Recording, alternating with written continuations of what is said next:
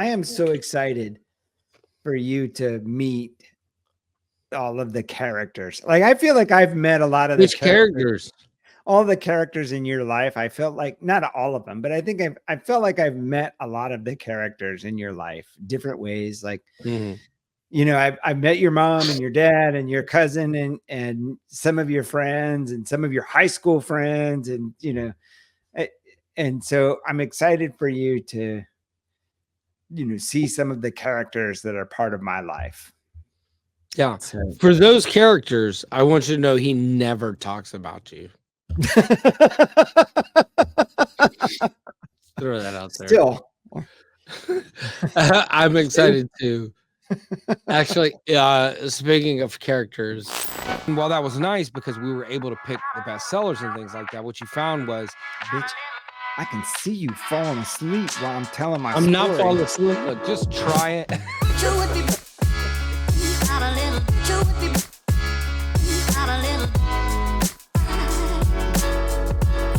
Welcome, everybody, to Two Homeboys. I am your co-host, Joe Walter, Google Ads extraordinaire for the furniture industry. And my partner here is... That's Gabriel me. That's Cohen. Me. That's me. I'm Gabriel Cohen, Classy Art. Hey, everybody.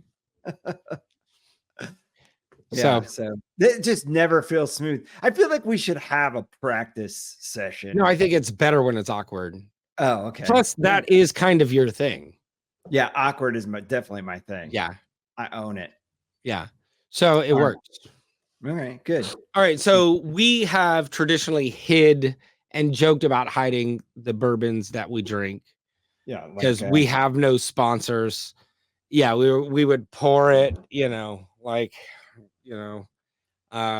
I think we're going to start a new thing where we are bringing new bourbons that we're excited to try. We'll try them for the first time with you guys, or maybe it's something we've tried in the past that we really like. We're big bourbon fanatics. And this weekend we are doing the bourbon trail. So we're headed off to Kentucky to celebrate Joe and his bachelor party. And so in honor of that, I felt there is no more American bourbon than Wild Turkey. So nice. Wow, that is. And so is that if I go in, it'll focus. How much time? Put it in front of your face. My face is getting clearer as it gets in front of your face because it's not fighting. Yeah, now move it closer. Do I have to move my face closer? There, yeah. See, that's working. Well, you don't have to have your face there.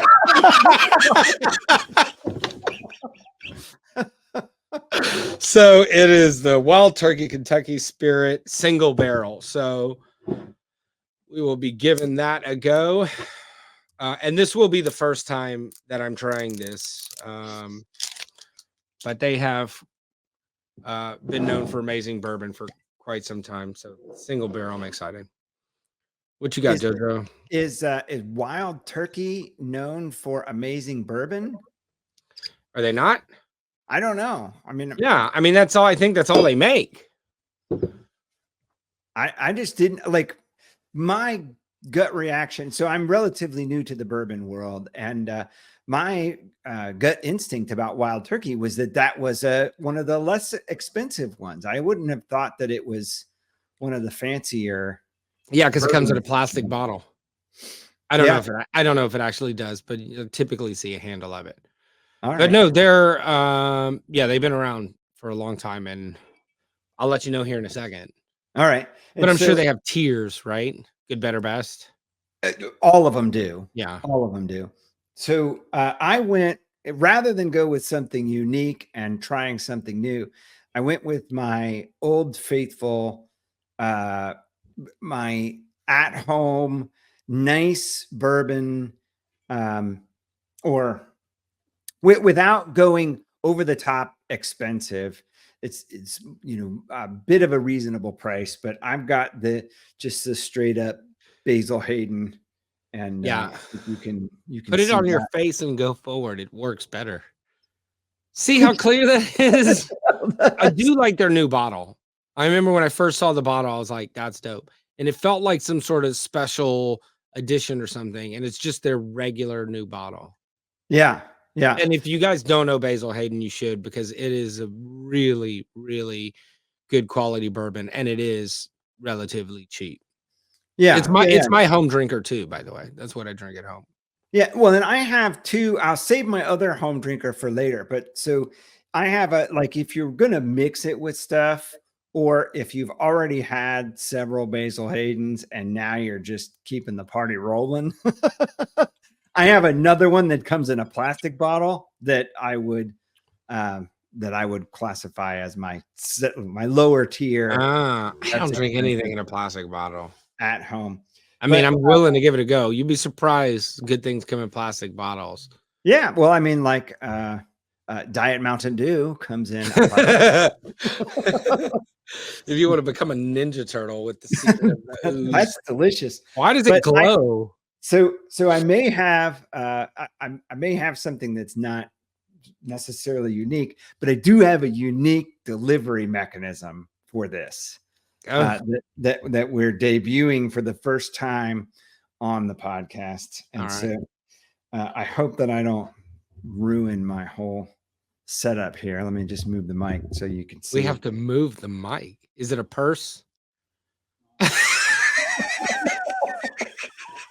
That's not what we meant about getting a gun.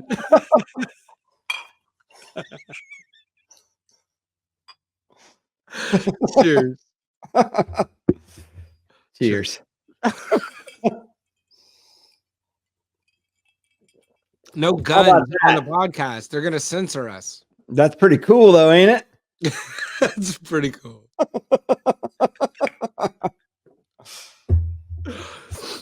And it came with little shot glasses that have a bullet in them.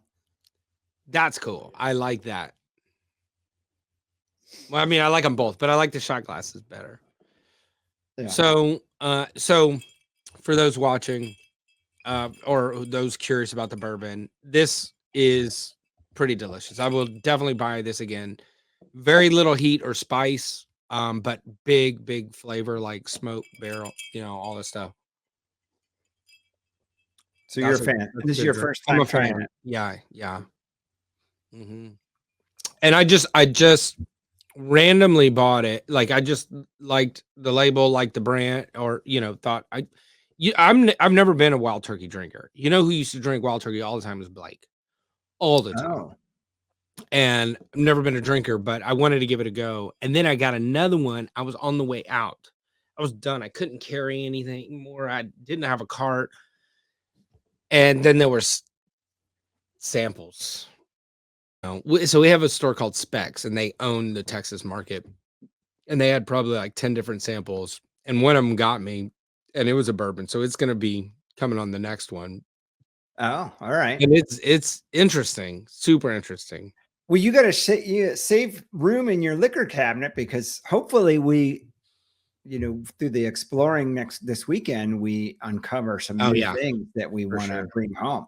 I have a whole package or a bunch of wine or bottle, insulated bottle transport things, like bubble wrap, but specific for bottles, so that anybody who wants to get something can take it home without fear of it being damaged en route. Yeah. I just steal a hotel towel and wrap it up, but to each their own. Yeah. No, that's a good idea. I bet you they have to sell some there, because everybody goes and buys bourbon. Sells the bottles or sells the protective? The protectors. I'm sure they do, but I got 50 of them or 20 of them or something. Extra suitcase back. Because talking to Dan, like, Dan said there was all kind, like everywhere they went. Well, he didn't say that. He pointed out several places that he had been that had like some special collection. You couldn't buy it in the States. Even though they're selling in the States, they keep shipping them overseas, something like that. And the like resale value is through the roof. I mean, not quite like a Pappy or something, but you're buying it for $200. It's worth like $600-700 or whatever. whatever. But are you ever going to buy it with the intention of To sell? No, selling it? no. I'm not either. But if I can buy it retail, so did I tell you that Jonathan and I finally got a bottle of Pappy? No. So we've Did been you after open it. No, not yet. So we've been after it for a long time, and you can buy it, but you're paying thousands of dollars because you have to buy it from a reseller, which is annoying that liquor stores can upcharge. Like there should be MAP pricing, but there's a couple liquor stores here. I told you about Specs. Of course, we have Total Wine and more because they're nationwide, but we buy a shit ton of liquor for the High Point showroom and for the parties that we used to have. And so they have a membership point system. And I think it's like for every $5,000 you spend in a year, you get one entry to a drawing. And like once a year, twice a year, I don't know how many times, they store all the like rare bottles that they receive and then they do the drawing. And we've gone and we've won other bottles, like some special Weller or Blanton's or something. But he got the fucking Pappy. Jeez. I mean, they got their business model from NetSuite. They probably run on NetSuite. But anyways, we were talking about it too, because I was like, we're going on the bourbon trail, we have to bring it, or at least some of it, because you want to kind of keep that for years, right? Like you want to let that one last. Yeah. And I was like, we should bring some. And they're like, yeah, but then how do you transport it? And is it the same? You're bringing it into some like random bottle, bring it in the gun. Ship that gun to me. Overnight that gun to me. Such a good idea. It spills in the suitcase. Yeah, that's a tough one because you do want to, you want to share it with people who are going to appreciate it, but you don't want to transport it. I wouldn't want to transport it. You don't want to transport that, right? No, unless you're transporting it to a place where it's going to get fully consumed. Like your bar in High Point wouldn't be the worst place to have it because it wouldn't be the best place to have it. Yeah. Because as soon as it comes out, you'd have to keep it in the closet. Yeah. And there are things we keep in the closet, but I don't know, like my sexuality.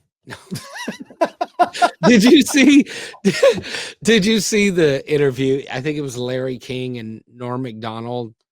Have you seen that pop up lately? No. I mean, it was an ancient interview, and Norm, I think Larry was like, tell us something we don't know about you. And he goes, well, I am a very closeted homosexual or something like that. And Larry's like, wait. Are you telling us you're gay? He goes, no, easy. Wait, what are you talking about? No, not at all. I'm closeted. He's like, yeah, but that means you're not saying what you're saying. He says, I'm deeply closeted. And like, and you don't know what's real or what's not. You haven't seen that. No. It's good. Norm Macdonald's brilliant.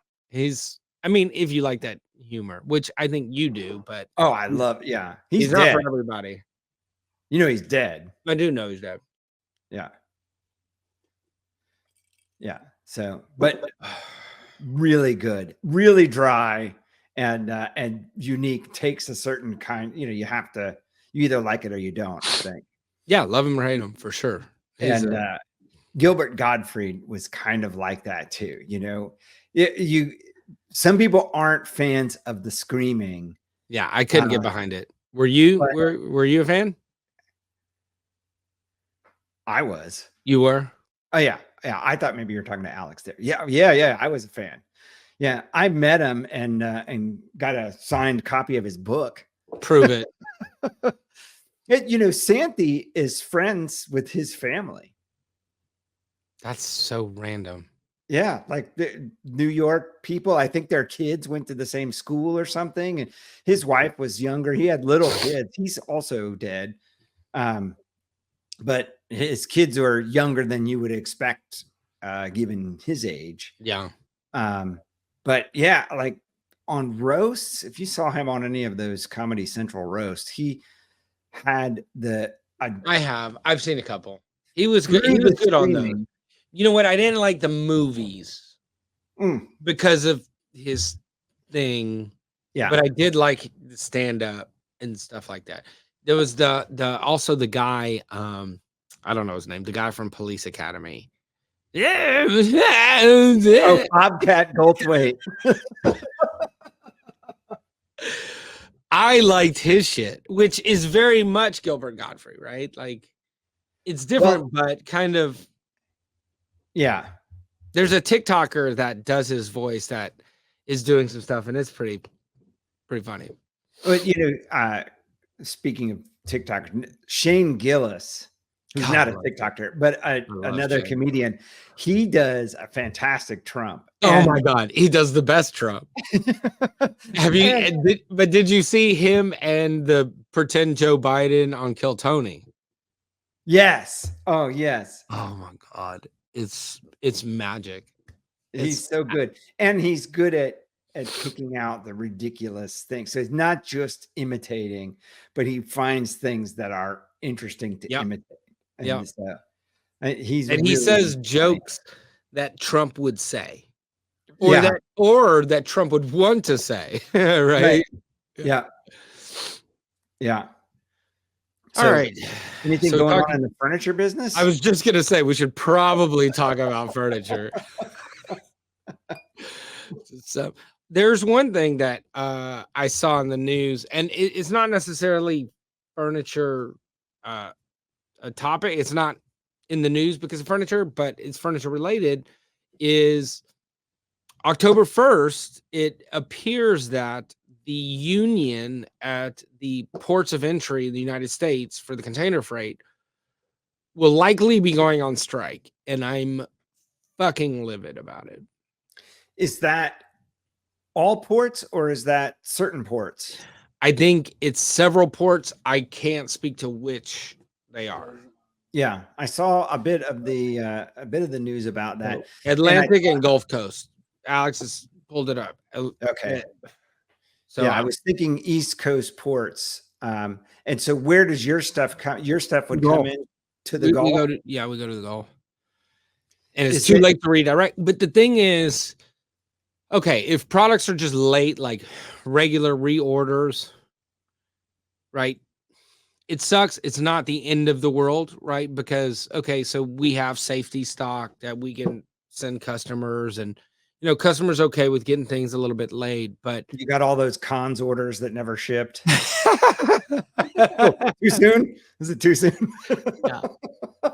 Yeah, it's too soon. Oh, you're a jerk.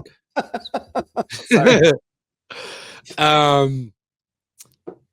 damn. That would hurt. No, so but you have some backup stuff if you need to. It's not refills. What's on the water right now is the new products for High Point. Oh. So we finally did development in time to get them to Houston in time to ship from Houston to our showroom, as opposed to like shipping air express the samples while those containers on the water to us. So because that's crazy expensive. We spend like 20 grand getting the samples from China to High Point. If you're air freighting them. Mm-hmm. And that's normally the way you're doing it because you're cutting it close. We're cutting it too close. Yeah. So and this time you planned ahead, and now the longshoremen are going to screw you. Yeah. Whoa. And it's a huge release. So like if we tell the factories, hey, I need you to create another sample real quick, air freight it, we're probably in the $40,000-$50,000 range. Compared to what would it? 15-20. This is maybe it'll be more. We typically release between 80 and 120 items. On average, is about could be triple or more. It's a big ass release. 250 new items. Damn, that's a lot. So and I'm sure we're not the only ones. How many items are in the showroom? Oh, I have a number. Like I'm trying to get a sense for if you're introducing 250. It's a couple thousand. What percentage of the line, or that what this More than percentage 10. of More than 10. display is there? What percentage of the line is on display? No. What percentage of the display will be all new product? 10%. 10 to 15, yeah. Give or take. Okay. Mhm. And so pre-market is going on now or just happened. So for those who are not aware, furniture market is where all of the retail stores send their buyers to look at the goods from the manufacturers and decide what the retail stores are going to sell to the consumers over the next 6 months, year, maybe 18 months. So they're kind of inspecting the new items that are available to be purchased and sold in stores. That's the majority of it. There's a lot of other things. Right. And we call that market with a capital M. So that was something that my friends, like when I first started making friends as I was going to market, neighborhood friends, local friends, that sort of thing. Who aren't in the biz. I would say, I'm going to market. Like we say that and like we are really shortening it. And so they got eventually to where they knew what I was talking about, but it's furniture market, or it's like a furniture convention type of a thing. Yeah, I always say our show in North Carolina, our show. I don't, because I know they won't know what the fuck I'm talking about. Yeah, if you just say market, I'm going to market. Yeah. Mm-hmm. But now all of my friends who are non-furniture people all know. know what going to market means. Yeah, my friends be like, "You going to farmers market?" Like flea market, farm to market road. Like, and so right now, and that market is happening at the end of October for us in High Point, North Carolina. And right now, there are people there, or days ago, for pre-market. So how would you describe pre-market, and why don't you go to pre-market? I would describe it as stupid. That's all. Stupid.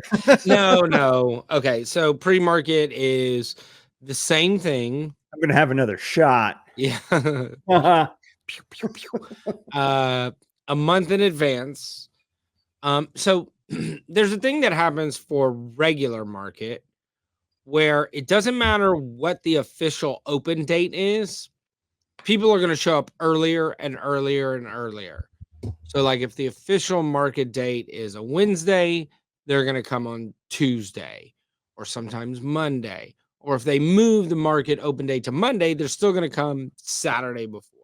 High Point is outrageously early. So the official market date is Saturday. We have customers on Wednesday. So there's already a pre-market. Now, for that market, I understand that early. I do understand. I hated it for years, but I understand it. So what happens is, let's say you're a retailer in Ohio, and so let's say you're Big Sandy Superstore. I think they're in Ohio, and then you have Furniture Fair, OKI, and then you have Ashley, the other, whatever. There's several major accounts there.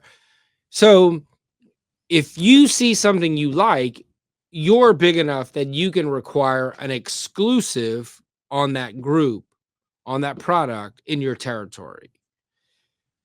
Now, very few customers can demand this, but a big chain can. So what happens is you want first pickings. So if you're Super Sandy, you want to get there before Furniture Fair. So you can say, I want XYZ. I want these 4 groups. I want the exclusive. They're mine. So now they can't get them, right? So the other side of that, and this, well, I guess it's kind of always been, the other thing is you want first dibs on closeouts. So I have a bunch of stuff I've discontinued and I'm getting out of those products. So I'm going to put them on super sale for some big crazy discount. And you want to be the first one to get dibs on that. And so that's why some customers will go, those few days before. That makes sense. Pre-market Well, and so like if they get there a few days before, like where does that end? So if vendor A gets, if the thing starts Saturday and vendor A gets there on Friday, and then next market vendor B gets there on Thursday, and then next market vendor A gets there on Wednesday, like they just keep leapfrogging each other It to keeps try to leapfrogging, right? earlier and earlier to get first dibs on the best things. Yeah. And so where does that end? And then the pre-market, the one that's the month before, it really started with one customer and one vendor. So kind of that leapfrogging thing, similar, same, but different, right? So there was this customer wanted to go a month in advance to visit this vendor. Well, this vendor said, well, we're going anyways. We might as well invite our other customers. So now there's other large customers going. So now the other large customers asked their other vendors, hey, we're going to be here in September. Can you open? Right. So, so then they're open. They're asking their customers who's going to be here, blah, blah, blah. So now it's a thing. It's been a thing for many, many, many years. Predates our presence in High Point. And we had never done it. We're an accessory. It's not necessary. Typically, it's upholstery, case goods. It's like your major furniture categories. But what happened was during COVID, everybody was sending their buyers during pre-market as opposed to the regular market, thinking there's going to be crowds, it's safe or whatever. And so now the accessory buyers were asking, are you going to be open for pre-market? And the first one we kind of resisted, and then we got 2, 3, 4, 5, 6 requests, and you're just like, I guess we're going to go for pre-market. So we had to go for pre-market. So it's fascinating because during COVID, we're supposed to be on lockdown. You're not supposed to be having events. We did more shows during COVID than we did before COVID. Because you were doing all these pre-market. Yeah, because we had the 2 Vegases. I think there might have been a Tupelo or something, but 4 High Points. Yeah. Yeah. Well, and my understanding of the origin of pre-market was that it gave the buyers the opportunity to critique the items that the manufacturers were going to release, and having it a month before the actual market allowed the manufacturer time to make those changes. So if a buyer came in and looked at something and said, I really like this dresser, but I would like it a shade darker, I would like it with a knob instead of a handle, or things like that, 6 inches wider, then it gave them time to make a new sample in time to get back for the market, to have something that was more likely to be sold. That's interesting. And now it's just it seems like it's just another leapfrog event, because I don't know. Don't take my perspective. I'm not involved. So you were a buyer at one point, so you have a better perspective. That makes sense. But the other side of that coin is like, I can see that at market and I can tell you how to change it, and you send me a sample or pictures and videos. You don't need to remake, Yeah. Well, and now, like, being able to remake a new sample and get it here in time, if you're ordering from overseas, that doesn't seem like a likely thing anymore. Right. Like it would be hard to make a different dresser and get it here, because it takes 6 weeks to get here on a boat. So you got to put dressers on a plane. Like, it just doesn't seem reasonable. And now it could just be that that's the way it's been for so long that they continue to do it. Yeah. But then, like, if buyers are there and you're paying rent regardless. So another thing we should explain is, for those who don't know, these markets are not, it's not like a typical trade show where somebody sets up in a convention center and then at the end of the trade show, they tear down their booth and go home. This stuff sits there all year long. And so all of Gabriel's artwork is sitting in his showroom right now with the doors locked and the lights off. So if you're paying, permanent showrooms, that's what they're called, permanent showrooms. So if you're paying for all that space anyways, and all it would cost you would be a couple of plane tickets and a couple of nights of hotel. Why not show up there? And if you don't see anybody, then you just do your work from there. But maybe there's a chance that somebody wanders in. Yeah, well, there's so much effort that goes into it. So for pre-market, now that we're past COVID and my buyers don't request it, all my reps ask if we're going, but the accessory buyers aren't there. So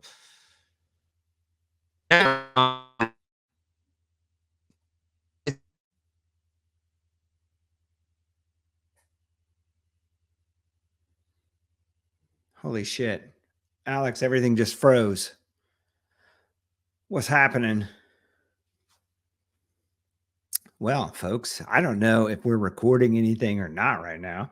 On my end, Gabriel's frozen. So it is blue. Okay, we're back. Sorry, everybody. I was sweating. Joe is having Wi-Fi issues. Oh my gosh, I didn't know how to react. I was going to start giving a tour of my room. How do you like my bedroom? These are my Legos over here. King in the castle, king in the castle. So the showroom's not open, but there's somebody there who can open it. So our local North Carolina rep is there. He has a key and all those things. But there's, we don't put there's all the new products not there. Right. So what's the point? You saw it. We're going in October, so you saw it in April. Well, but maybe you catch somebody walking by who normally doesn't have the time to see you. But what we're not going to do is pay somebody to sit in the showroom all day, every day for that one straggler. Yeah. And, because, Yeah. There's also this going into your showroom is an experience. And you lose that. It's a vibe. And so if you're not there with the whole crew and the music and the theme and you're not doing all of that, then you really lose a lot of what makes class not a lot of, but you lose some of what makes Classy Art special and interesting. So I could see that. But if I was the North Carolina rep, I would say, do you mind if I just go sit there? And use it as my right. And you're right. And we do have a very good North Carolina rep, very committed to the brand, but he has other lines. Yeah. You know what I mean? So it's not just Classy. Yeah. Whoa. Just leave it off. Slippery little suckers.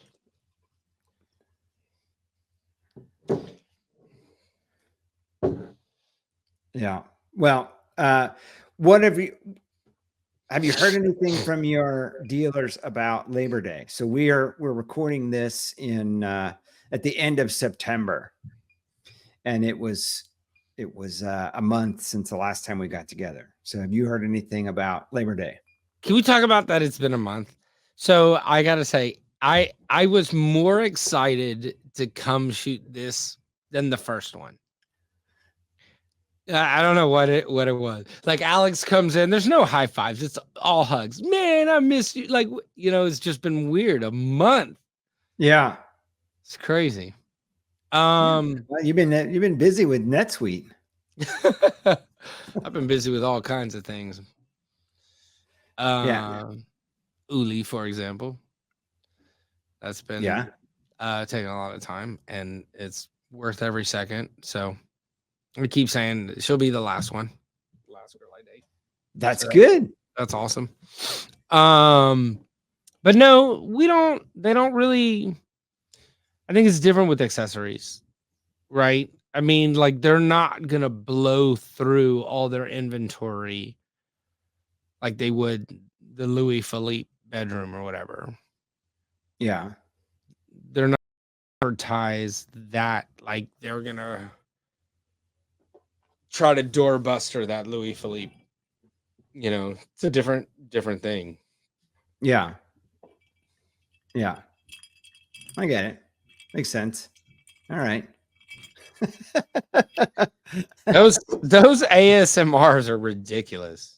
And so that had, well, so no, that's not okay. That's not okay. Whatever that was, we're not doing that anymore. I wish you had your headphones on to hear it real good. Record.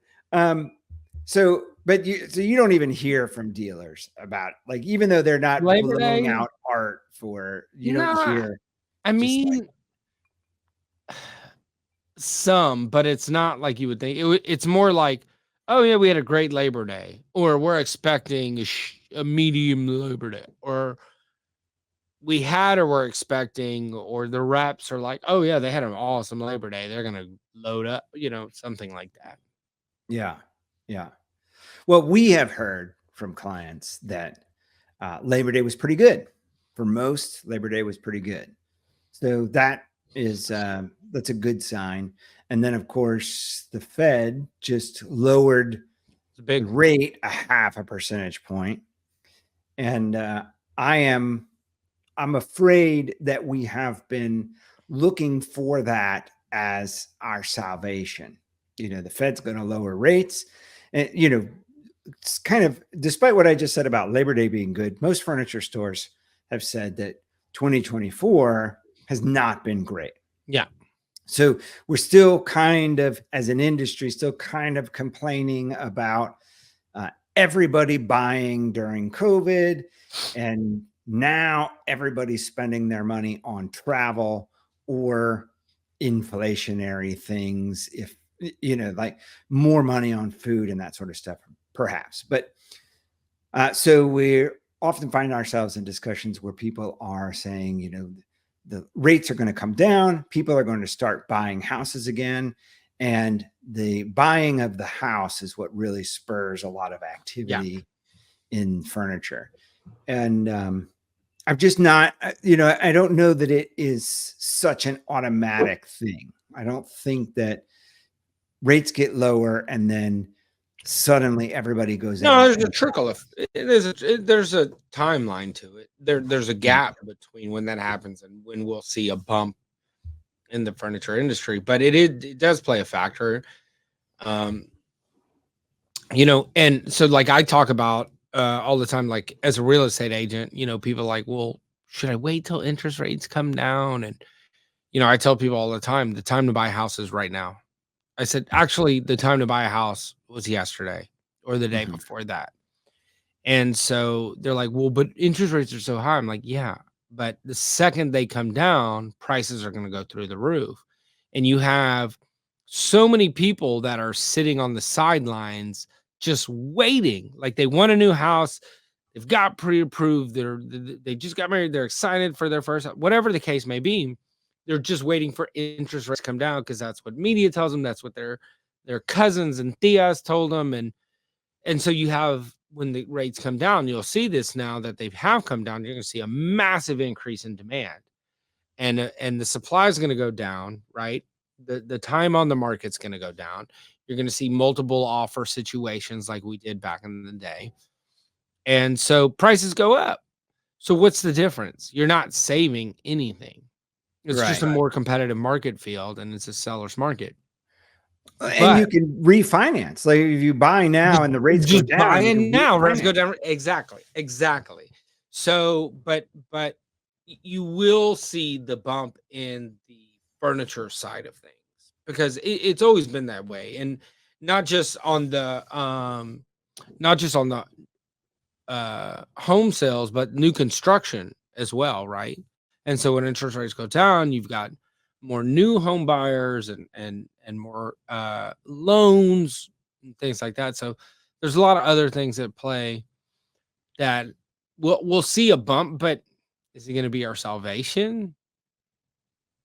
I don't think it's a salvation. And pre-COVID, so like COVID was an incredible time for the furniture industry, as you know, and we desperately needed it, and we haven't seen a time like that as long as I've been involved in the business, which is going on 2 decades. But the and I tell people all the time, it's like you're waiting for things to get better, waiting for things to get better. And like that's not how you conduct business, especially in this industry. This is the only industry that prices have gone down the last 20 years. Everything else has gone up the last 20 years.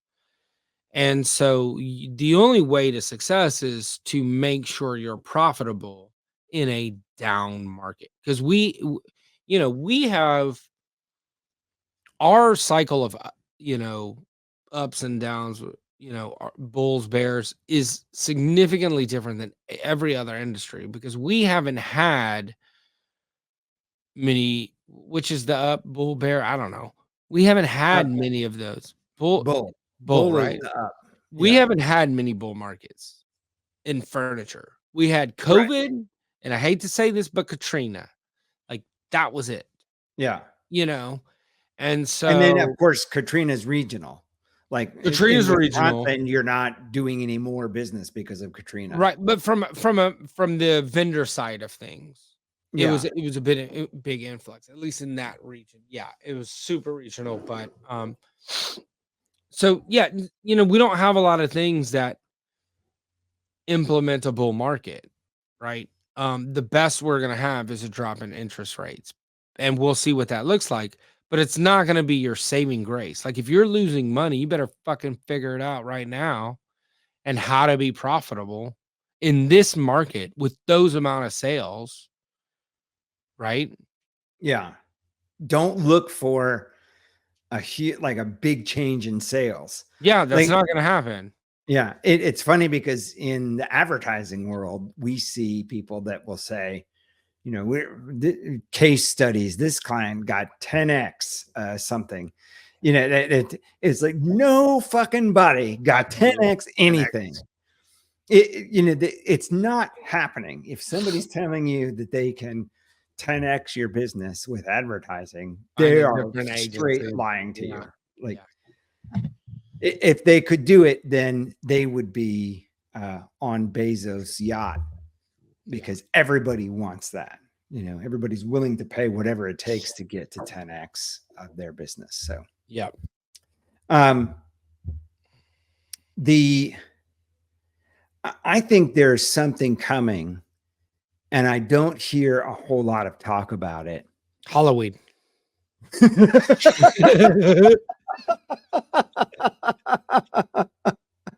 I can't wait. I'm so excited.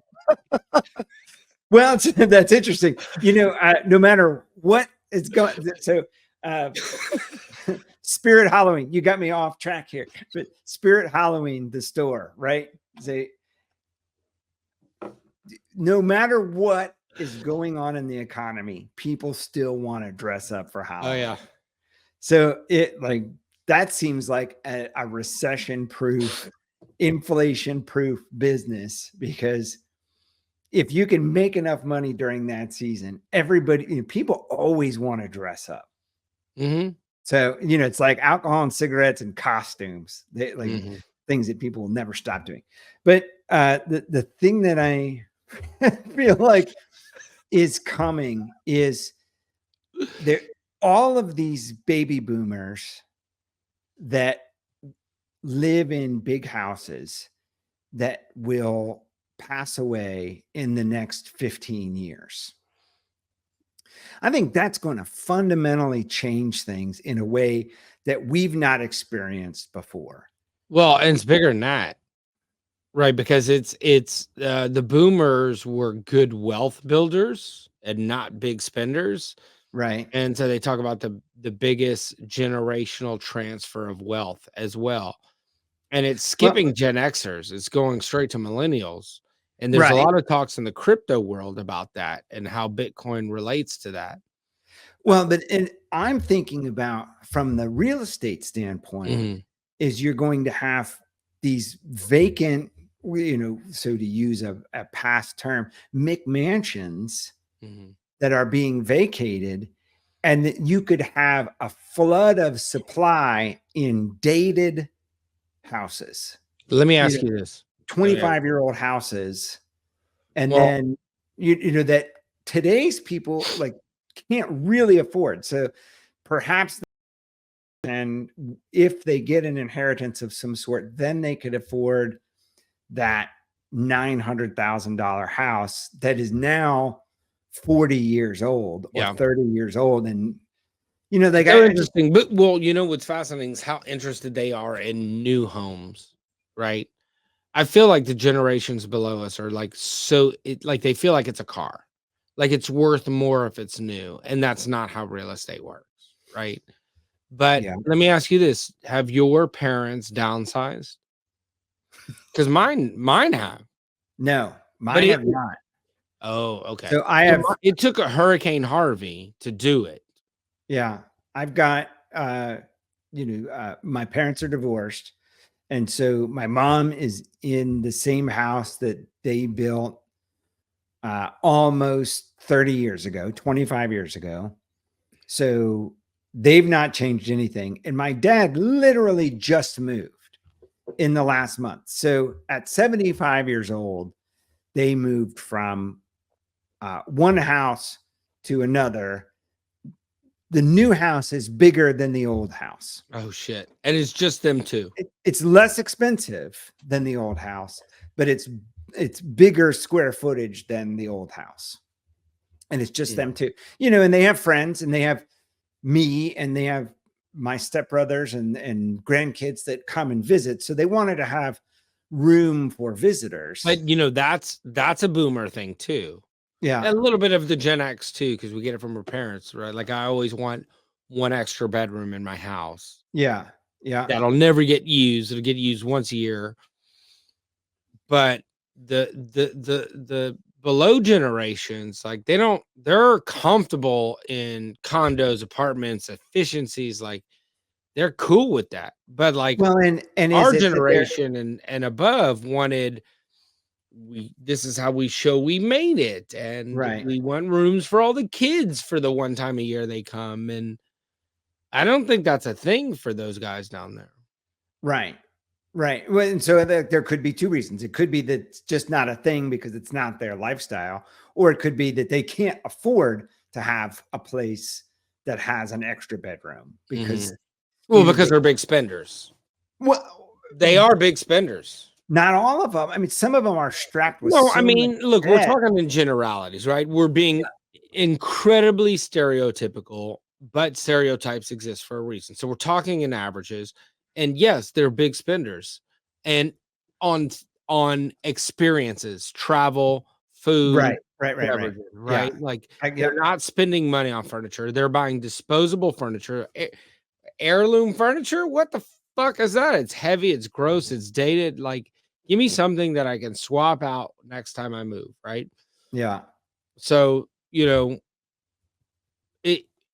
what's going to happen with that inventory? But you think that we're going to see an increase in supply when that transfer occurs. And supply that people don't really want. That's the thing I think is interesting about it. I disagree with that part. You think that somebody will want that big house? Yeah, because there's always somebody that has 37 kids. Have you seen how many people are coming over the border?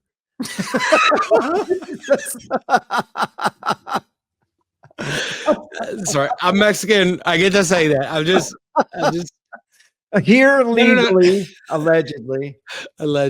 So no. But like houses will always rent, they'll always sell. They will always rent and they will always sell. There's always a market there. There's some price somebody will always buy or rent. Okay? Well, but that some price is different than like if you have a house that you think is worth $1 million and it's 5 bedrooms, and when it comes down to it, nobody wants that, and it sells for $500,000. It's worth what it's worth. Yeah. But here's what we know. We know that the real estate market in the United States of America has only dropped in price one time in the entire history of the United States, which was 2008. Right. And so that's what you're talking about. You're talking about a dip in pricing. right when I bought the most expensive house I ever bought, Good job. it And then sold it went to down. Zillow because I told you. You saw what happened, right, with Zillow? Oh yeah, they shut that whole thing down, but I did well. You did well. I'm happy for you. I was He sold out everybody. I told him don't do it because fight the man, damn it. Fight the man. But I was lucky. I do think I think that the next 20 years or more, but within the next 10, we're going to see crazy shifts where large corporations are owning the single family homes. And this has been going on for a while. They've been buying like crazy. We see it all the time in the Houston market. You saw it in Tampa. The people that bought the house that I lived in that you stayed at, it was a corporation. Yeah, they're not the people that bought. It was Zillow. No. That's another one. I sold a rental property to Zillow. My property that was my home, I sold to a company. Oh, okay. All right. So I thought that was the Zillow thing. Okay.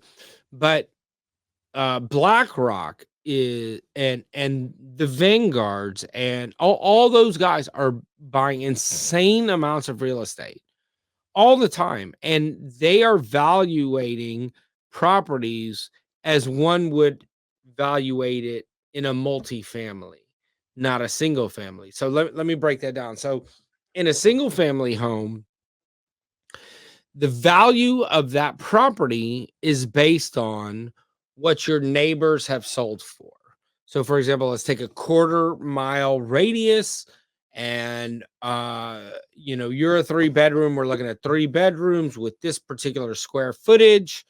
And then you have ranges, right? These are low fixtures like no granite, carpet floor, wood panel, whatever. And then over here is like the high-end fixtures, marble floor, marble counter, whatever. And so that's your range between $150 a square foot, $250 a square foot. And so the value of your home, and that's why appraisals are pretty cut and dry. Or it's a science, right? Yeah. Whereas multifamily properties say, okay, this property has this much in revenue, this much in costs, and here's the net. We're then going to use a cap rate of 5%. So they're going to take that net and divide it by 5%, and that is the value of the property. Right? So you're buying an investment. Maybe way out of line with what the typical appraised value is. Because for multifamily, it doesn't matter. You're not looking at your neighbor's apartment complexes or duplexes or quads, right? You're just looking at, this is an investment that I'm selling to somebody who wants to make 5%, 8%, 10%, whatever, right? Right. And I remember when I was in college, the cap rate being used was 10%. Now it's 5%, which grows your property value double, right? So, but what's happening is they're using that formula for single family homes. So, and obviously they're significantly more liquid. They can pay for these properties in cash, and to them, it's worth significantly more than what it's listed. So you and I like this property. I'm with BlackRock. You're with the Walter family, and it's listed for $300,000. Great. We've both put in offers. We get an invitation to resubmit highest and best, which basically is the broker agent's way of telling the buyers, we have multiple offers, submit your highest, right? Mm-hmm. You're going to put, it's listed at 300. You offer 300. You're going to put 315. And I'm going to say this property is worth 450 because I'm using a whole different formula than you are. So I'm going to put it at 350, and no, you can't fucking buy it. I'm okay overpaying. I think I'm frozen for some reason. Why do I have to have that face when I'm frozen? But nevertheless, so stop it. So I mean, I didn't want you to be alone. Perfect. Just hold that. Hold it. That's the frame. That's the frame. But like, okay, so I'm gonna pay $350 as BlackRock. I'm getting a deal because it's worth $450, and you're done. You don't get it. And this Right. is happening every day, hundreds, if not thousands of times a day by corporations across the country. And And the interest rate doesn't matter because they're not likely to finance it anyways. correct. So for them, like high interest rates make it better because then you're less likely Less to competition. bid high. Ah, Less yeah. competition. And so the day of individual homeowners is slowly going away. And it's going to continue that way, right? Like just think of the furniture industry, right? The day of all those independents, there's 500 independent stores in Atlanta. No, there's like 100 independents left, and there's 500 stores that are owned by national chains. That will become the housing market in this country.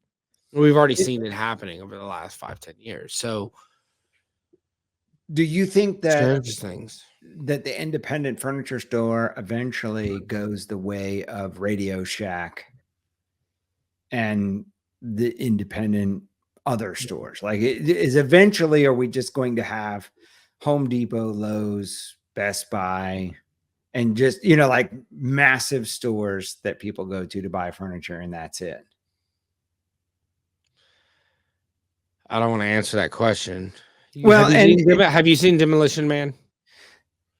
The I don't movie? know. There was one restaurant, Taco Bell. Yeah. Which I love the concept.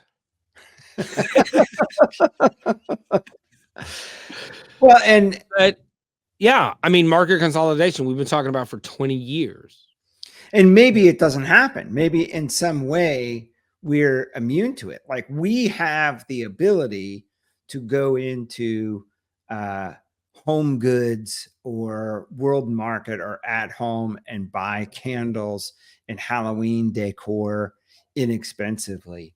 Yet we still go to independent stores and shop for some of that kind of stuff.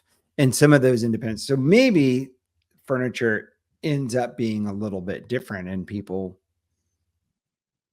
aren't willing, it's not as commoditized as a TV or a refrigerator where, they're only coming from a handful of brands. And so it really does Well, come down to here's what price. I would say. So first, do you think you're the norm, or do you think you're the outlier? I'm assuming I'm the norm. You're wrong. I think you're an outlier. You're wrong. Most people want to go to one place, buy what they Are need. we talking? Because there's definitely an outlier there. Whoa. Yeah, I think most people want to go. The thing what you see has grown over the last 20 years is convenience. People want to go to one place, buy everything they need. There was another point that was more important, and it evades me because I made the fucking stupid joke. The consolidation. Hang on, what was it? I mean, it's continued to consolidate. We've talked about it in the furniture industry forever. Oh, this is the first time we've seen so many big players dropping out. Like the cons and the Like the big cons, the lots Badcock bid lots, on the American heels of Freight, Bed Bath yeah. and Beyond, and yeah. And so I've talked about that a lot to my reps, and like, this is great. Like re-leveling the playing field. I mean, it's not great, right? Because we sell those guys, but our passion is the independence, right? And so, Yeah, right. Us too. I don't want to be naive about it, but I do feel like it is a little different. Like the those big companies that end up going out of business over and over and over again get bought by big finance companies. it's the same story over and over. This I industry, rember the thought. I remember Yeah, the thought. I don't mean okay. to interrupt. I No, remember that's the good. thought. Go ahead. So the there's a lot of independent furniture stores who are going to factories and say, what are your best sellers? What are your best sellers? Right. That's pretty typical because they want to buy SKUs that are going to turn. And that makes sense. But in that environment, they are commodities, right? Because the Louis Philippe's always going to be a bestseller. And I'm using that as an extremity to prove a point. Right, right. So they are going to be fighting the rooms to goes of the world, the cons, these monsters. I mean that monster in size, not anything more. I love all of you. Y'all are my favorites.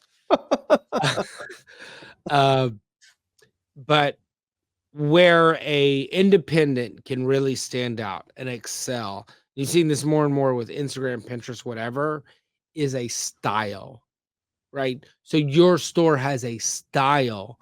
You've individualized your brand, right? Yeah. So that as a consumer, I know I like your style. I'm going straight there. I'm not going to find your style at IKEA, Rooms to Go, Cons, Badcock, etc. I'm going to your store because I know I'm going to love everything there. And then it becomes, I need to take some things out of my cart, right? Yeah. That's the way the independent wins. Yeah. And you get to somebody so that they don't just look for where are the furniture stores around here. They know that they want to go to you because you match their mood, their style, their vibe, whatever. And, is it similar to the restaurant industry? Like you can have Chili's and Red Lobster, so you can have these massive chains, but every town still has all of those local eateries. And those are the ones you really love the most.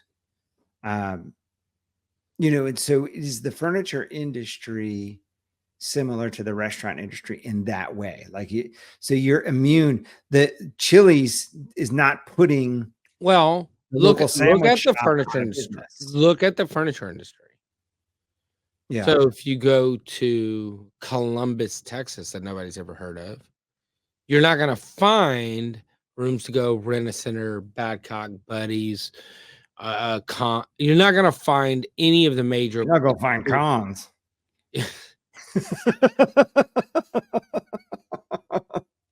Oops. It's gonna take a minute. I need an emotional health minute. Old habits are hard to break. But you're gonna find Jacob's Furniture, Smith Furniture, right? Like, so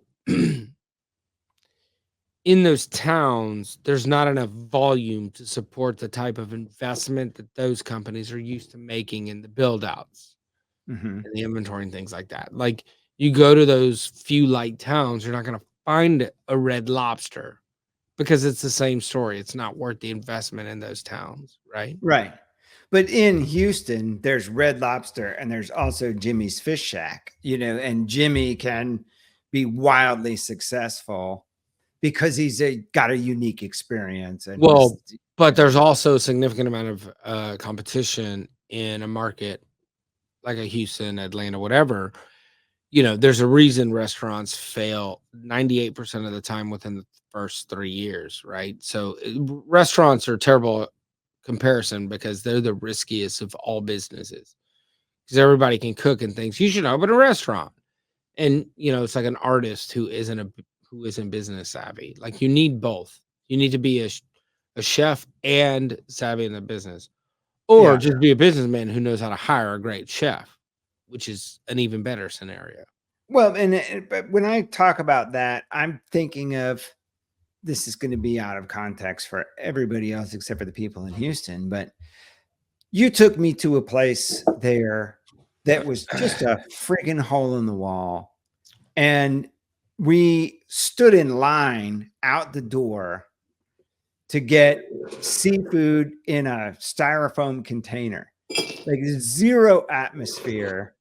And the place, do you remember what I'm talking about? It was seafood and sausage and corn and stuff like that. And it was not far from your house. What? Oh, is that where it was a whole bunch of like black girls wearing like skimpy shit? Yeah. Yeah. Yeah. Oh yeah. Lotus. I love that place. Yeah. So that place can survive. Like they literally had a line. They moved. They bought a big location at the corner of a major intersection and a freeway. I mean, they have multiple locations even back then, but that location moved to like a legit location. Well, those guys, first of all, have amazing food that caters to a very specific market, and they have great social media marketing.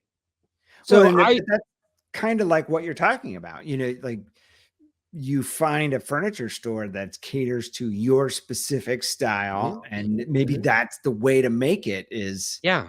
Don't buy a Louis Philippe. Yeah. Buy that shit nobody's seen that happens to coordinate with the style of your store.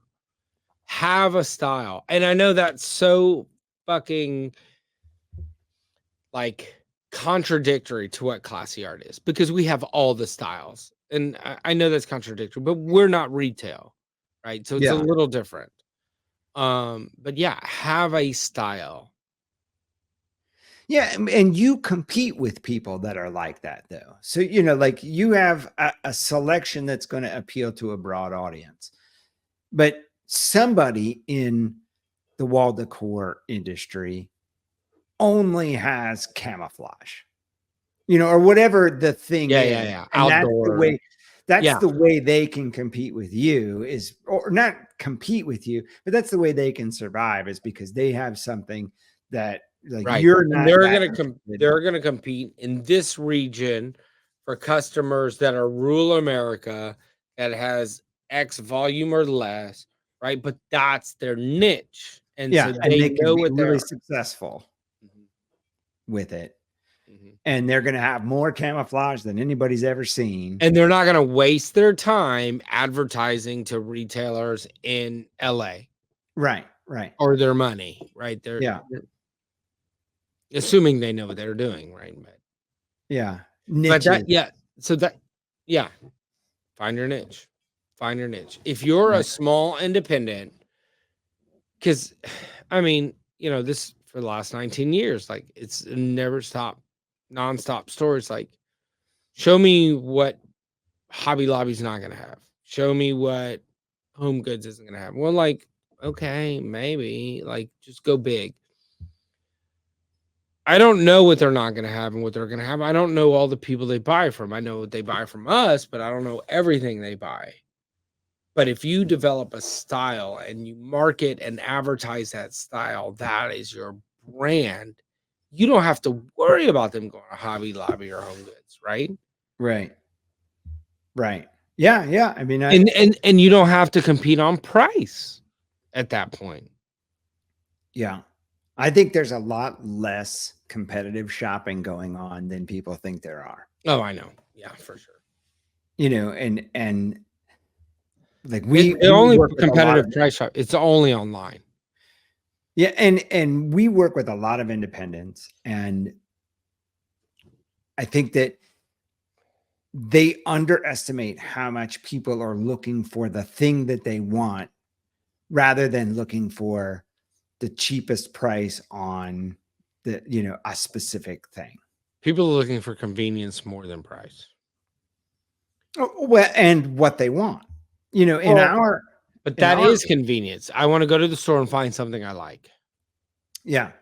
And so in our buying journey, we bought all over the place. We bought from TJ Maxx, and we bought from the fancy furniture store, and we bought from Anthropologie because we couldn't find what we want somewhere else. Like we didn't want to spend only $10 on this thing, but we couldn't find a better version of that, or we didn't want to spend $2,000 on this. If there was a store that nailed your style, you'd go in, you'd buy the sofa, the lamp, the rug, the trees, the thing.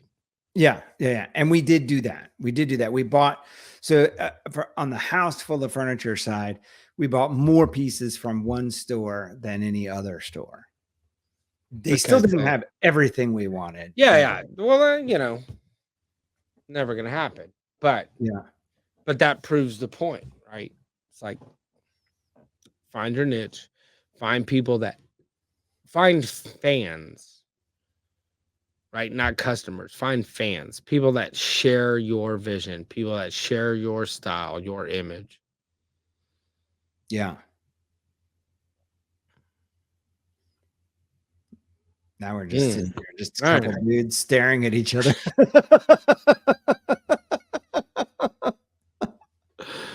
What's next? I think we covered that. I mean, I was just trying to talk about furniture. I don't really give a fuck. Furniture is stupid. I love furniture. I just love it. It's in my blood. Did you ever meet Jack? Especially if you have 50 or more stores. I just love it. Did you ever meet Jack LaFay? Never met him. Have heard many stories. Yeah. He was our buyer and one of my mentors in the furniture industry and on the buying side of things. And he used to walk into it. He's like, I don't even like furniture. So y'all hired well. Yeah, we did good. We did good.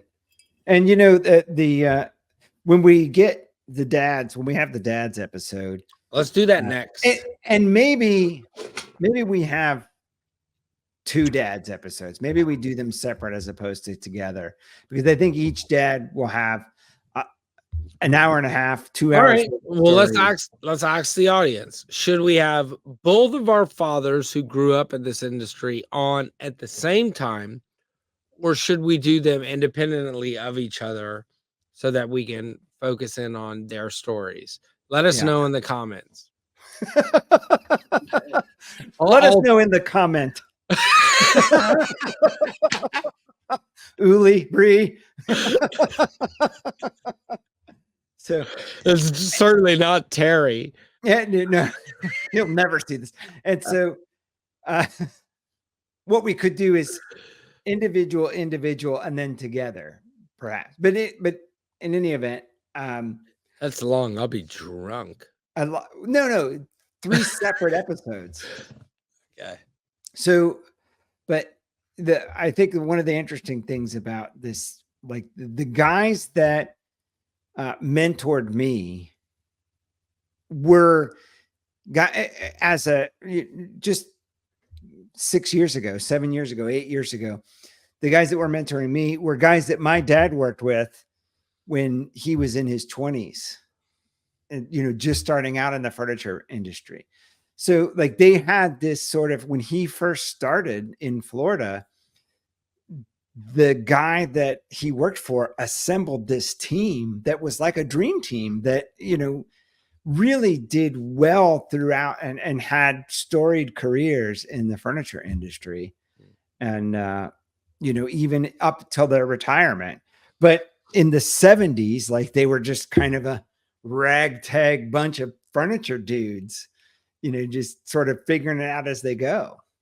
You know, I mean, imagine what you do in our 20s, what we were like. You just kind of doing what you thought was best. I don't want to think about it.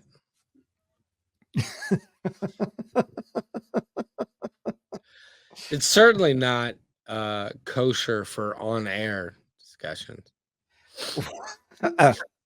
Well, your dad has gotten into woodworking again recently.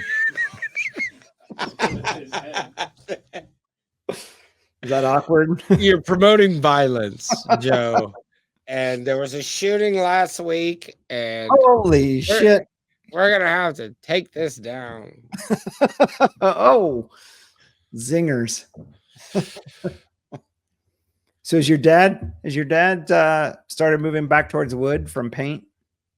No, he's doing little wood sculptures here and there for people, and then he paints at home, and then the gardening stuff. So he and I both share a passion for the vegetables and stuff, all that shit. So he did it significantly before. He was one of the many people that influenced me getting into it.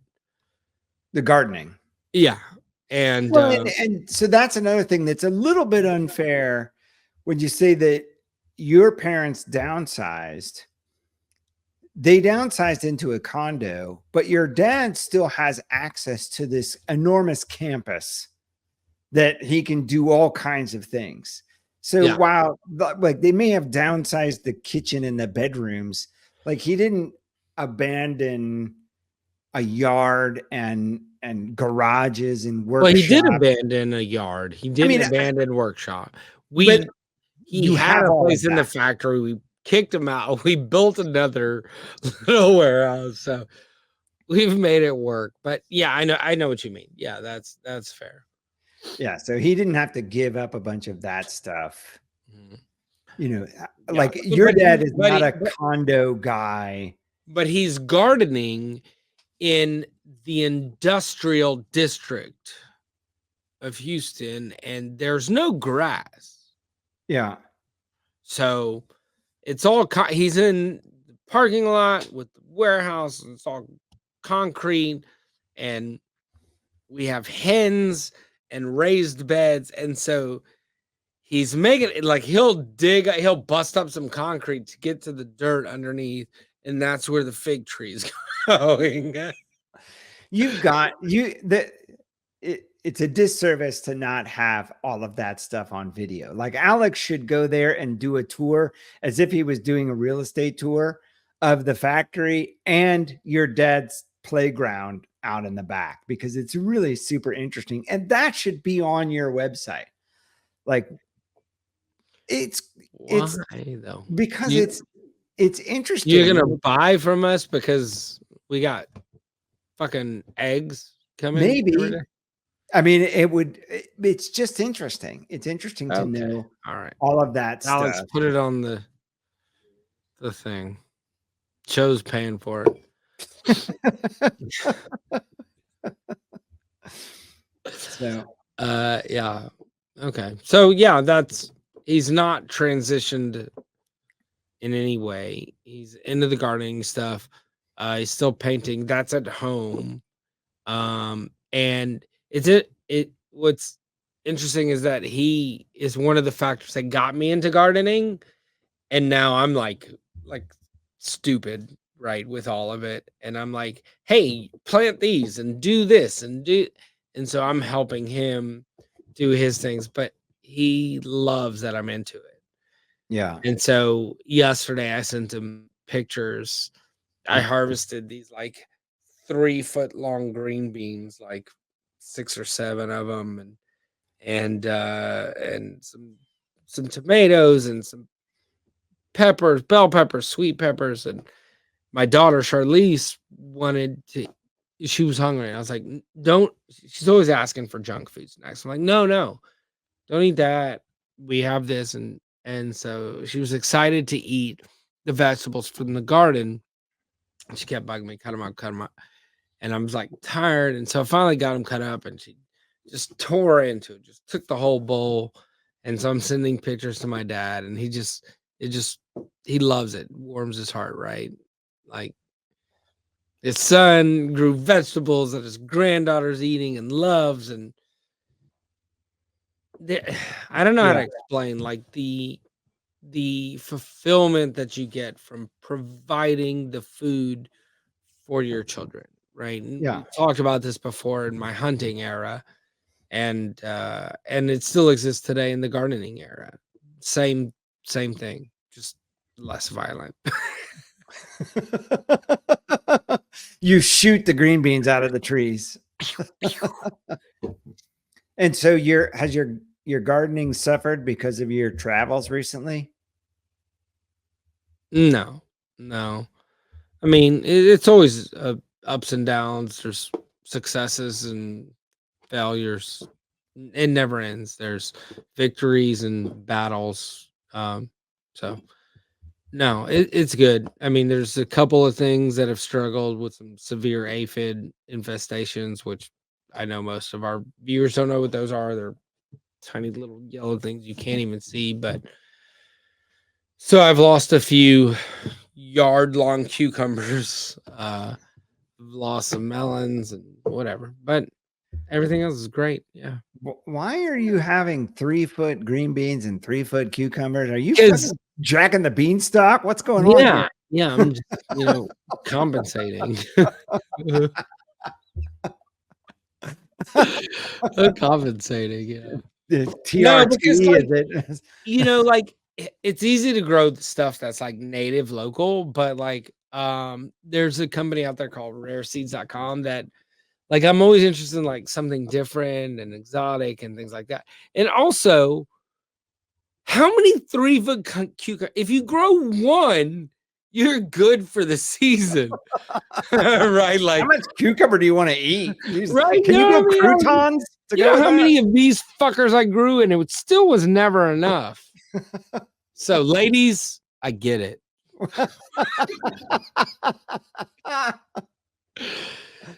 Size matters. Well played. Thank you. You're all about the hat tips lately. Don't share our personal details.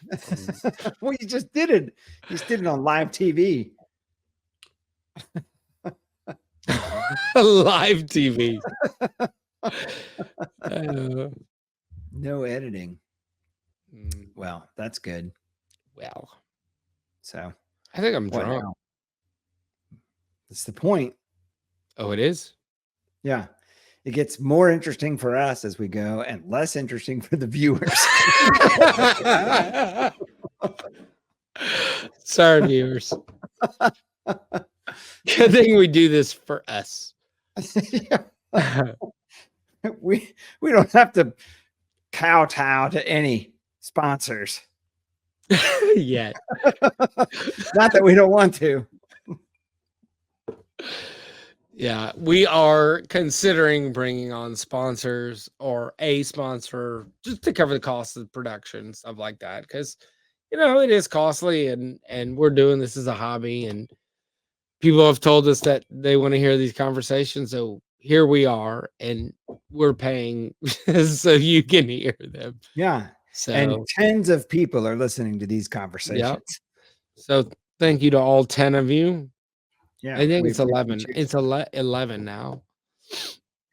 Were you surprised at the number of people that are actually watching? I was surprised at the impressions. So the viewership across all the platforms that you sent me prior to this podcast. I was surprised. It's it adds up. Like there's so many platforms and there's so many clips and reels and all that stuff.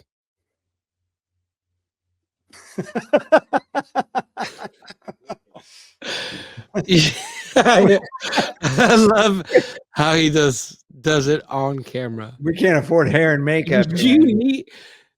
You need 4 more of those.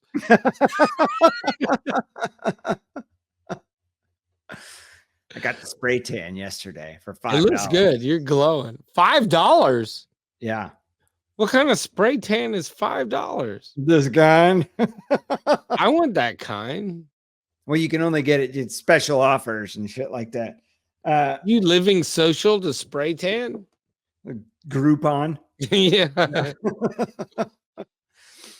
I'm reading a book called Alchemy by Rory Sutherland, who is some big shot at Ogilvy Advertising, which Ogilvy Advertising is like the biggest of the big agencies. Okay. And it's really interesting because the first part of the book, he's just talking about all of the irrational things that we do, and and how one of the troubles that we have with selling things or advertising things is that we think rationally, and people don't think that way. And like one of the examples he gave was, why do we clean our teeth? So what is I'm curious to hear your answer to why do you clean your teeth? To prevent gingivitis and other forms of gum disease. Okay. And so that's the answer that one would expect. And so he said, if that was true, then we would all brush our teeth right after we ate each meal. But most of us don't do that. Because it's enough. What most we're of doing is enough. Most of us brush our teeth in the morning when we have not eaten a meal. And so it's not really like there's no reason to brush your teeth in the morning. You've not eaten anything. There's nothing on your teeth. I don't want to taste the butthole in my mouth. So, and you don't want to taste it, and you don't want to expose other people to that. Yeah. Yeah. So, while it seems like a silly question, it's, like we actually are doing it for more social reasons than we are for dental health reasons. Oh, that's fair. Well, I mean, that can expand into so many things that men do. And everybody does. Well, I can't speak to women, but I know men do everything for one thing. It's all for one thing. I'm not gonna say it here. You all know what it is. We work hard to be successful. We get the nice car, the nice watch. We dress good. We shave. We clean. All for one thing, and that is a social thing. Yeah.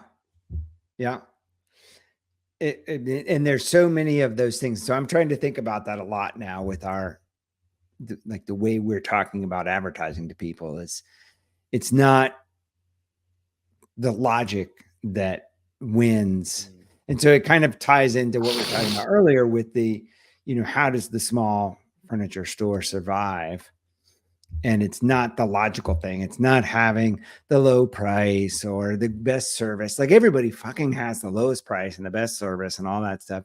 Like what makes you different from the emotional connection works, all of that stuff. And you just be the toothbrush. All right. You heard it here first, everybody. You want to excel? Be the toothbrush. Be the toothbrush. Did you see the Nutter Butter advertisements? No, but I know who's going to pull it up for us. Or the Nutter Butter social media, rather, not the advertisements. All right. This gun is getting emptied. You need to refill that gun.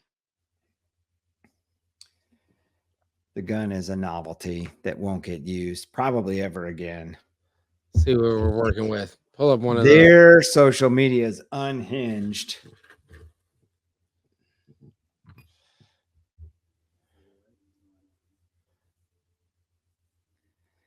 So are we not able to hear the sound? Although I think the visual pretty much tells the story. The visual gets it. So feels like the owner of Nutter Butter is doing a lot of acid. Right? I'm not opposed. It's been to ceremony. I'm interested. So they're all over the advertising world because of this.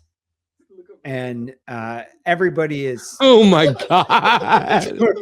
sort of debating, like, have they gone too far with all of this?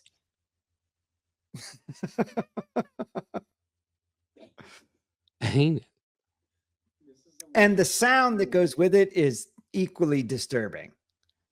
But I fucking want a Nutter Butter now. Plow. And we're talking about it. Like people are talking about it. Oh my God. Well, but that's the thing. I remember Quiznos. Mm-hmm. Quiznos had the most annoying commercials you'd ever seen. And they came in and stole so much market share from Subway. I don't know what they ended up doing wrong, but I remember those commercials. It was like a weird rat. Yeah. So this is worth doing some mushrooms and watching. I feel like I might need a therapist on standby to pull me out of that bad trip, but worth trying. Yeah. Why'd you bring that up? I don't know. Oh, Just trying to find things to talk about. okay. Worthwhile. Strange advertising shit, irrational Mm. things that don't make sense. Another thing this guy talked about in the book was Red Bull. He's like, when Red Bull first came out, it tested horribly. Not Like just like the flavor. the flavor. Yeah. Oh, yeah. Not just like I don't prefer it. I would rather It's have gross. a Sprite. Like, yeah, I never want to drink this again. It tastes like medicine. I went hate through it. that, And and then I loved it. yeah, and it's like they have become huge, like second largest cola brand. They were the toothbrush. They were the toothbrush. Mm-hmm. Emotional connection, man. And we do things for reasons that people don't understand. Yeah. So, anyways, All right. is that it? That's the takeaway. Be the toothbrush. Nutter butter. Do things that people don't understand. Like this. We struggled to talk about furniture. No, we got it in. We did get it in. Yeah. No, not the tip. We got it all in. Got I it have a all couple in. furniture books. Come back to bed. Money in Your Mattress. Sell a Million. Who wrote those? Pete Primo. Sell a Million. I don't know who this feller is. Stephen King. Oh, it's a murder mystery. Did you look at that? And then Come Back to Bed. These guys are podcasters. They were. Dos Marcos, Mark and Mark. Oh, I know. Those are the ones we were talking about the other day. Yeah. Mm. So, and one of those Marks, Mark Quinn, works for Schiffman now. Oh, really? Yep. How about that? We'll see him at Market. Yeah, that's cool. Bring him by the showroom. He's going to be hanging with Billy. Yeah. That's super cool. Seems like a cool guy.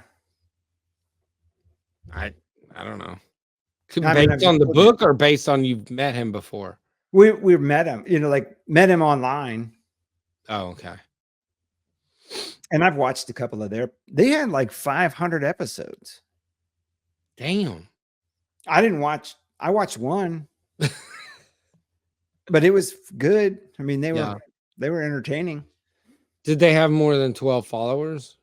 I think. I mean, I think they're big, smart guys too. Like big, like fat? No, I'm sorry. They seem to have a typical BMI for their height. For the furniture industry. So the answer is yes. No, not fat guys. Skinny guys. They're skinny guys. They're thin, but they're big shots. They're high up and they think about big things and they're smart. They don't get as fucked up as we do on their podcast. Dumb. But this is our thing. This is what we do. It's our niche. Yep. They got their niche. We got our niche. Yeah. So, yeah. All right. Awesome. I'll see you. I don't know. Owen just went to New York again. Oh, we're keeping it going? No, I'm just waiting for fucking Alex to turn the shit off. He just went to New York again with the Sirhant deal. With the what deal? Sirhant, what is the guy's got a Netflix special. Oh yeah, that's cool. Yeah, have a good time. Yeah. They saw Back to the Future musical or play or whatever those things are. So he had a great time. And I did I tell you that He got engaged? No, you did not tell me Yeah. that. I'm gonna need to Yeah, talk to I him. should have not saved that I'm gonna need to talk to for the him. very end. Good thing Alex didn't stop recording. No, he got engaged a couple weeks ago. So to his high school sweetheart. They've been together for I think since sophomore year of high school. And he is now 23. So they've been together a long time. And y'all love her? yeah, she's like a part of the family already. So it's great. They're doing the thing. They got an apartment. They had an apartment, she went and got her master's, so they have delayed kind of the moving on in life until that was all done. But they got their first apartment together by themselves, no roommates. And then in the same weekend, they got their first dog. Oh, and they got engaged. that's awesome. So yeah, it's cool. Be nice. She'll be at the wedding, of course. Congrats, Owen. It's awesome. Thank you, Gabe. Gabe. Tell the Gabe.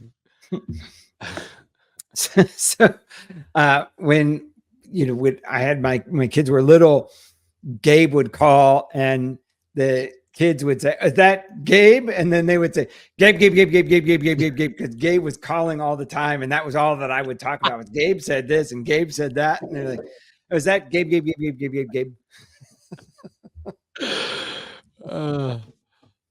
Yeah. So that's funny. You did it today when I called you. It's even more funny because you've met him, but you've never met my daughter. You've never met Emily. Yes, I have. Maybe it was short in passing. She right up to her room kind of thing. Oh, yeah. Okay. Yeah. That makes sense. Haven't spent any time with her, but I've spent some time with Owen. Yeah. And we have our own relationship outside of you. Yeah, you text him for, when you need help in Orlando. Anytime you need anything in Orlando, you text Owen. Yeah. Like, hey, do you know where to get where's the best vape shop? Right? Where can I rent a car? Hey, where can I buy a tie? You know any movers? Like, no, he came through. We recently needed help for setup for. I don't remember if it was the Trib A Pro RTO World Show or the Buddy Show. One of the two. We needed help for setup because we typically have a crew in Orlando from the university baseball team, and they had some practice or I don't know what they had, but we got a couple of great helpers from Owen, and they worked out well. Good. So you're talking all that shit. Thank you, Owen. Fuck your dad. Don't listen to him and his potty mouth, son. Yeah, surprise. All right. Well, what are you gonna do now? I'm gonna attempt to drive home. Whoa. No. Yeah, I'm gonna go home. What else? What are you gonna do? Go to bed. It's 9:35 here. You got to take my bedtime pill and then go to bed. What's your bedtime pill? Trazodone. No, come on, man. That shit's awesome, man. Yeah, and you know who turned me on to that was Steve Nasca. Yeah, well, I don't want to get into that conversation. But I mean, and so it was when we were there for the big collapse, and I must have brought up that I had trouble sleeping and I was trying everything. Well, Trazodone will do it. It'll put to sleep a horse. No, it's not the shit that Michael Jackson took. I know Trazodone. It was prescribed to me at one point in my life, and I watched a friend of mine pass out while standing up and bust his fucking face on the floor. Really? Yeah. I've never had that So experience. trazodone has some alternative functions outside of putting you to sleep, but it is a tranquilizer. Hence the it's a fucking tranquilizer. Well, and the way it was so I was doing everything I could to try to get better sleep. And so I did all of the gimmick. I spent hundreds of dollars on pillows. we turned the air down. We turned Hundreds. the devices up, maybe more. Like I have a whole collection of fancy pillows that didn't work. Okay. And so when you come, you'll have your choice of different lofts and all of that shit. Anyways, so when I come, I don't want you anywhere around. oh, hey now. Yeah. I tried everything. Weed, what's the Melatonin, you know, every a bill of weighted blankets, like everything I could think of, nothing worked. And so the one thing that worked was I got a Xanax. I got a single Xanax from somebody who took Xanax regularly, or maybe not, and I waited and waited and waited. And I tried that and it worked. And I told my doctor and I was like, look, nothing else has worked. CBD, none of it. And I said, the Xanax worked. And he's like, I'm not putting you on that. If I put you on that now, you got to take it the rest of your life. I don't want you doing that because it can mess up your whatever. One of your guts, right? Like something inside. And so he said, but because that worked for you, I'm going to put you on trazodone. And he said, which was developed as an antidepressant. And it turns out it didn't work. It wasn't a good antidepressant, but it put people to sleep. So, well, just like the Viagra, right? Wasn't it like a heart condition medicine that all the subjects woke up with boners and they're like, hey. Yeah, it's terrible at heart conditions, but it's great for boners. Yeah. So yeah. Well, you know, I'm like anti-medicine. What was it? Is Come it on, like you're anti-medicine? Well, natural actually, medicines. You have not vaped this entire episode. I'm proud of you. I hit this shit 37 fucking times in front of you. You did? This is so violent. This feels violent. It's not very practical as a delivery mechanism. Did you hit it a bunch of times and I just didn't see it? No. Yeah. Shit. I just hit it after you said that. And you didn't say anything. No, I didn't. But it's right here. Well, then never mind. Actually, I think that there are a lot worse things for you than vaping. I'm not opposed to the vape. Like Ozempic. Ozempic's not bad for you. Give it a couple of years. Ozempic makes you skinny. Okay. Although I'm not doing it anymore. So my son came and hung out with me last weekend or whatever weekend, and you know he's on his way, and there's a lot of logistics, and he'll say a lot of logistics. Like, yeah, because he's coming from out of town. Whatever, you're texting. You know, you're texting.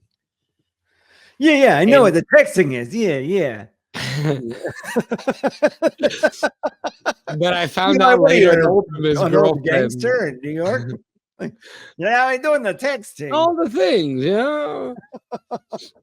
So I found out later while they were in town from his girlfriend, like it was a problem because, like, I would say K, not okay, K. Oh, okay. It was a big problem for him. Wait, what? So he would do some things to piss me off. Not like intentional. Some things that would annoy me or were, you know, just like not convenient or whatever. And I didn't mean to be rude, but like we all have habits. I'm just like, K. You threw him the K. I threw him the K, and I heard all about it later. And then we talked about it. We had a whole conversation. It was like, because that's a I very didn't passive aggressive thing. Yeah, but that's not my generation. Like I'm a shortcut guy, right? Like about the thumbs up, right? No. Thumbs up is the same as K. No. It's like, fuck you. Yeah. I thumbs up our group chat with Alex. I'm telling Alex said fuck you too in his mind. No, I didn't mean it. I was just like, hey man. Yeah, they hate it. It's passive aggressive. I didn't mean it that way. You didn't mean it that way, but it comes off that way. So like the thumbs up, I know that. I know about the K. Sometimes I kind of K on purpose, but if I thumbs up, I'll 2 thumbs up. Like it's good. It's good. But yeah, the K got me in trouble. Holy shit, I had no idea. And then we talked about it. We had the whole conversation, and it's all fun and games with him. But I did it again accidentally. Why are you just K-ing people? Like my standard is you can even set your phone so that if you say K, if you type K, it will send okay. So yeah, I have my. Sometimes I want it to just say K. Oh, all right. You should write. You should say K-A-Y. I want the.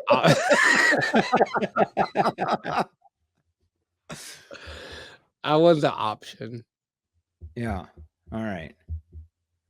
I have mine set. If I say okie, okay, then it spells out okie dokie artichoke. I like that. You know what I like? My phone now does not try to autocorrect fucker shit. I'm tired of saying duck all the time. Yeah. And nobody ever says duck. Yeah. It knows that ducking. In fact, if I put duck, it autocorrects. Ducking isn't even a word, you dumb fucking phone. If I put duck, it autocorrects the fuck. I'm not worried about AI. What?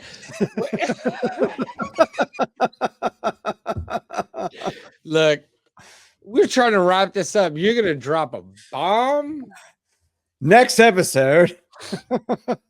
Why I'm not worried about AI. It's not replacing any of us. Yes, it is. Perhaps someday. Why I'm excited about AI and replacing. Well, then what's funny is I'm watching a lot of stuff about it, and especially from the Elon and the Peter Thiels and the people who are already billionaires, and they're like, oh, if you could, like, I think Elon even said this, like, if you could just sit on the beach and have AI do all your work, wouldn't you rather do that? And it's like, bitch, you are so out of touch with reality.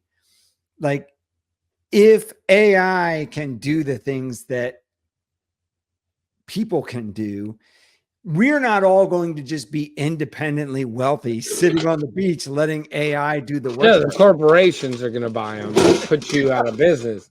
Yeah, but we're all going to be poor and wandering around the streets, and AI is going to be doing the work. But it does lend to the conversation of the what I don't remember the catchphrase, but the like minimum. What's the word? There's like a term for the minimum government dose. Huh? Minimum effective dose? No. It's like government salary, like you get money for just existing. Oh. What's that called? Postal service.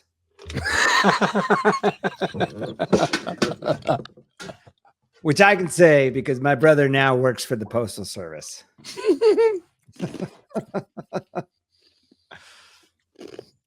Man, I am so excited for you to meet all of the characters. Like, I feel like I've met a lot of the Which characters? all the characters in your life. I felt like not all of them, but I think I felt like I've met a lot of the characters in your life, different ways. Like, you know, I've met your mom and your dad and your cousin and some of your friends and some of your high school friends. And, you know, and so I'm excited for you to, you know, see some of the characters that are part of my life. Yeah. So. For those characters, I want you to know he never talks about you. Throw that out there. Still. I'm excited too. Actually, speaking of characters, I started a group thread with Brian, Ronnie, and Sean today. It's magic. So What I mean, like, so what is the common thread, and why am I not involved in that common thread? because you're not black, first of all, and you are not either, right? But they they all argue all the time who's the favorite black friend, because originally this started in Padre, and they're like, wait, there's 3 of us. Like, that's not acceptable. And so since Padre 6 fucking years ago, they've been arguing who's the best friend. Well, I've known him longer. Yeah, but I'm closer. And so I like to. So Sean's real good at starting some shit. But today I kind of just dropped something in a group thread and then backed away and just let them fight it out. And then at the end of it, they all came together and like, fuck it, we should like get together and like, and I'm like, you know, and I'm like, see, y'all simple are thinking like I'm trying to start shit. It took a little controversy, a little conflict, and y'all are together finally after all these years. And they're like, you know, the puppeteer, like, I've never had a text thread as magical, and I want to be able to share it, but it's, I mean, there's some things in there, but it was so great. We had so much fun today on that. And Brian is in Houston. Yeah, Brian's in Houston. Yeah, and I've known him the longest. Brian. That just started a bunch of shit. It's Brian who came to your birthday party with his wife. Who came to your birthday party? That wasn't Brian. Which birthday party? This one, the fucking river with all the monsters in it. No, that's Baron. The monster. You mean mosquitoes? Yeah, there's like finger mullet. Like, there were sharks in that river. I don't care what you say. Fuck that river. This shit was dirty and cloudy, and I couldn't see shit. Things were biting me. Fuck that. That was great. That was Baron. It's a different person. Baron. Brian was at. Brian has the crutch. I've met Brian for sure. He was definitely he was at Padre for sure. First time you met him was Padre with Blake when Blake was there. Yeah. Okay. Yeah, but you probably met him multiple times. But anyways, it was hysterical. I loved it. It was the best part of all of our days, and it was racist and stereotypical and everything you can't say on air. And we all had such a great time with it. Well, that's good. There were tears. There were tears. Happy tears. Happy tears. So Ronnie was supposed to go to the Cayman Islands this weekend. Remember that Ronnie and Charlie said they couldn't come to the Bourbon Trail because they were going to the Bahamas or the Caymans or something like that for work. But there's a hurricane out there now. Redirect. I mean, the Bourbon Trail's already paid for. Look, Ronnie's already on my bad side. Because of the... No. Not from the today thing. So Ronnie and I, since my second best friend Joe moved out of Tampa, I've had a difficult time getting him back to Tampa. And we used to have this thing where we'd go on Charlie's boat for the weekend and go scalloping and fishing and stay at the house and do the things. And, so he's not there for me anymore. So, I found some other people and bullshit, y'all. This is all this fucking gaslighting. This is not gaslighting. I'm stating facts. These are facts. First of all, I didn't stay at Charlie's cabin except for once.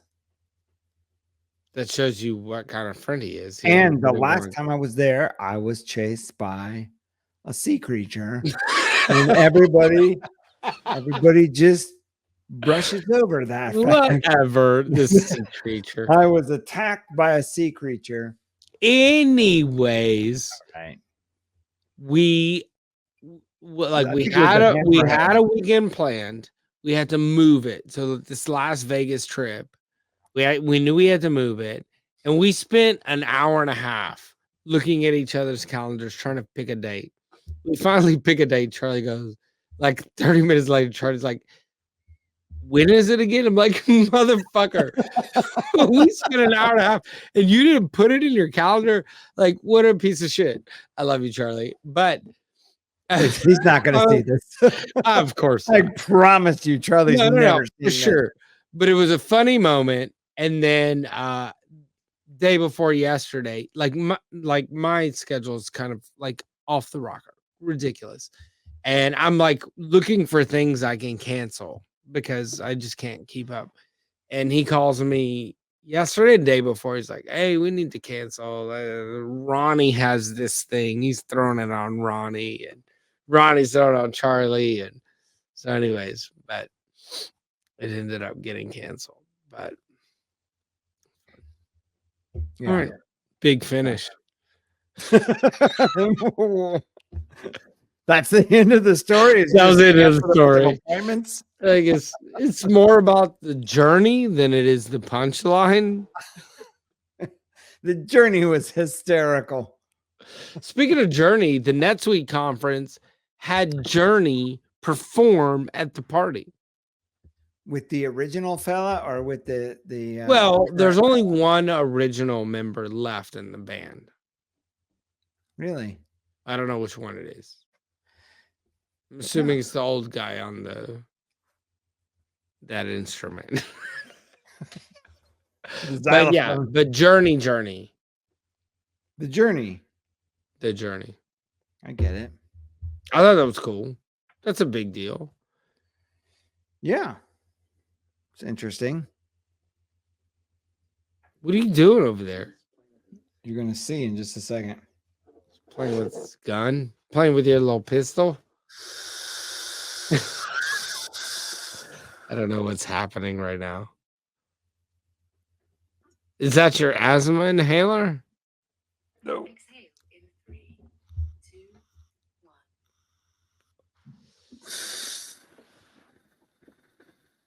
1. Is he making a commercial for Ozempic? I got the Lumen.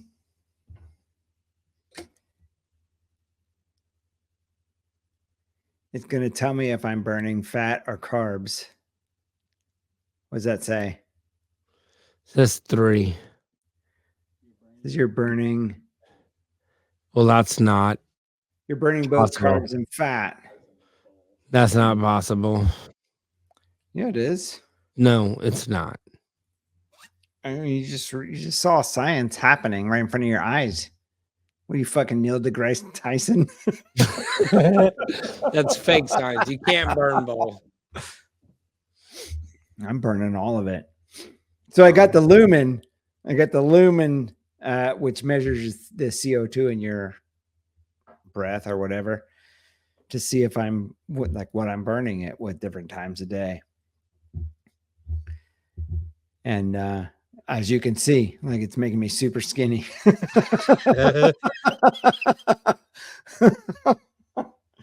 Okay. I'm for. Oh, please stop. I'm for it.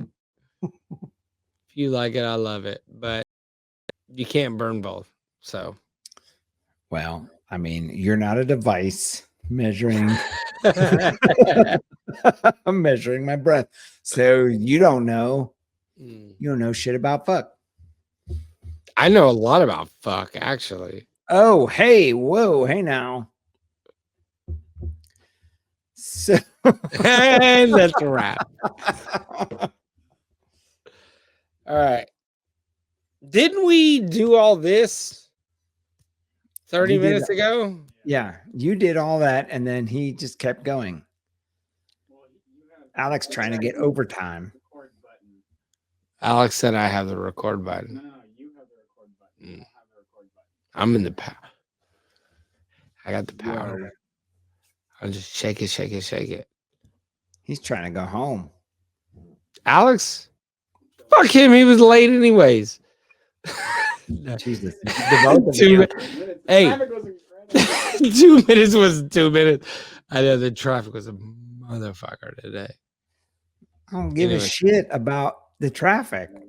Not all of us get to enjoy, working from home, retiring from home, at whatever ridiculous age you are.